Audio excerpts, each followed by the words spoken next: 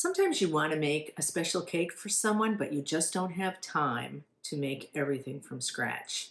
And that's me today. It's my daughter's birthday, and she asked for a lemon cake. So I'm going to show you how to make a spectacular looking cake, and delicious too, with mostly store-bought ingredients. No judgment.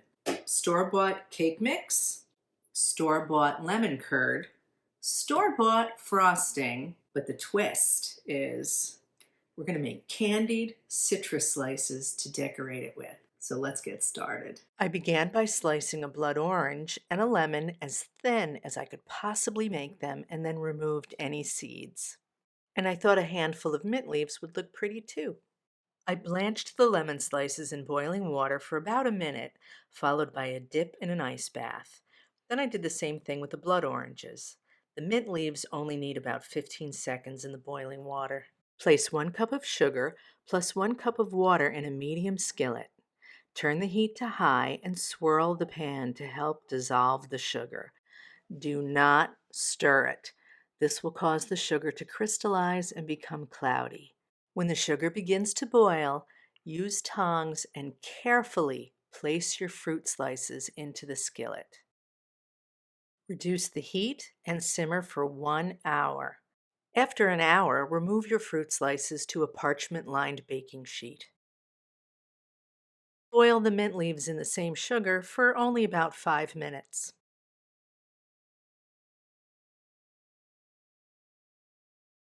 Just a few notes. If you are only using these for decoration and you're not going to eat them, you can skip the blanching step. I do that to make the rinds tender so they're edible. Secondly, if you are using blood orange, be advised it may turn the sugar a pinkish color. And if you want your lemons to be totally yellow, you have to do them separately. Now let's assemble our cake. I baked the cakes according to the package directions. I have 2 lemon layers and 2 white layers, which I labeled because they look exactly the same when you bake them. When you do the canned frosting, you have to give it a good stir. And as I showed you in my carrot cake episode, before you put your first layer on the plate, you want to just put a little frosting on there so that when you put the cake down, it doesn't move. So this is the white layer. I'm going to do that face down. Now, between each layer, I'm going to put lemon curd. So what we want to do is create a dam around the edge to hold the curd inside and hold the second layer on top. And to do that, we need to use a piping bag. This is the easiest way to fill a piping bag. Put it in a glass, put your frosting in, gather it up, and just push it to the end. I also showed you how to make a piping bag with just a baggie in that same video. I'll put a link to that down in the description. All right, so let's create a dam.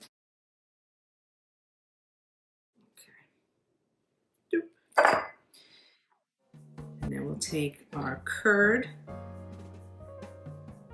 and just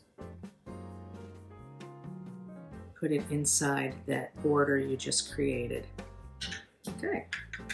And now we will put a lemon layer on top, face down.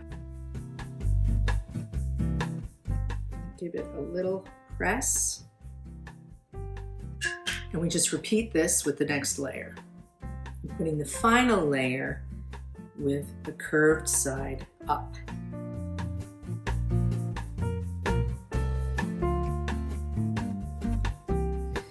This is 2 cans of frosting and we just barely made it. And in fact, I'm going to have to be a little creative to cover up some spots where it's really thin, but that's where our fruit comes in. So let's bring in the fruit. Fruit, come on in.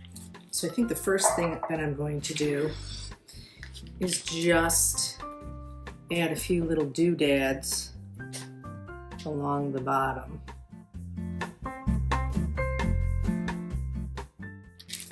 These are very sticky. So let's lay out a design first, because once you put these on the cake, that's it. They've got to stay.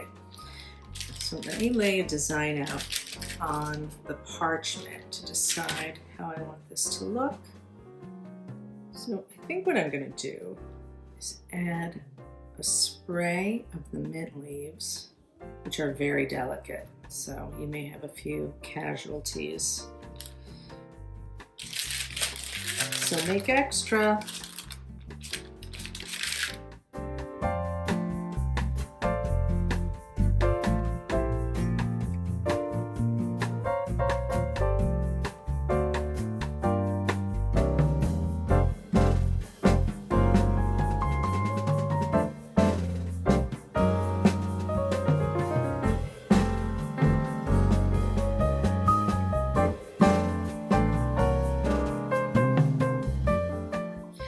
So there it is.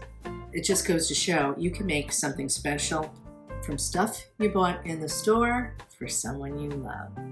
It doesn't look like it was made by a pastry chef because I'm not a pastry chef and I'm not terribly artistic, but I think I did a good job and I know it's going to be delicious. If you like this video, give me a thumbs up. Don't forget to subscribe and I'll see you here next time at Home with Anita Rosner.